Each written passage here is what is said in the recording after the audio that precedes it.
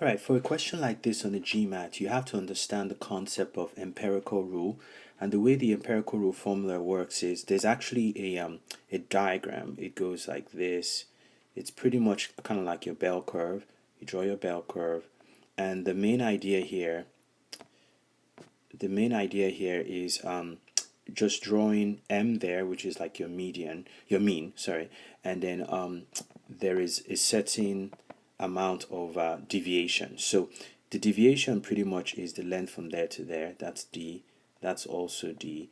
And these are standard descriptions when it comes to standard deviation and empirical rules. So you have M, which is your mean right there. But over here you have M plus D, and on the left of that you have M minus D. Pretty much what's happening is if your mean was, I don't know, say 10 for example, and your deviation was say like 3 on both sides, well then this deviation will just be 13 here and this would be 7. So that's pretty much what they're trying to get you to do there. Now another key idea here is to understand that whenever you draw your empirical rule and you have your first deviation here is always 68%. The good thing about that is that number is not going to change.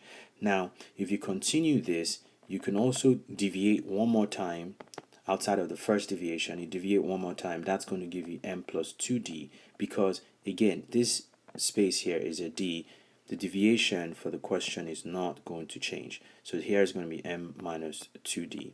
If you look at this particular question, it said something very important here. It said that the deviation lies within one standard deviation of the D, and it says what percent of the deviation is less than M plus D, is less than M plus D. So that's a very, very critical point there. I'm going to highlight that. Less than M plus D. Well, what you want to really pay attention to at this point is the M plus D really starts from here, okay, and it goes all the way down. Well, there's another percentage that you need to be aware of, which is from there to there. So we said just to do my highlighter again, we said from here to here is 68%. Well, from here all the way to here has its own percentage, and we're going to talk about that, and that percentage is 95%. Okay, so based on this question, the question is asking us to figure out the deviation from M plus D all the way down. So this is M plus D, which is right here, all the way down.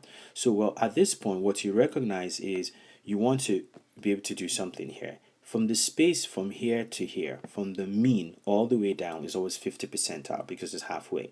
Okay, so we already know that's 50%. We already have that taken care of. Plus, we now need to take care of kind of like the space in here. Okay, the space in here. But the thing you notice about that particular space,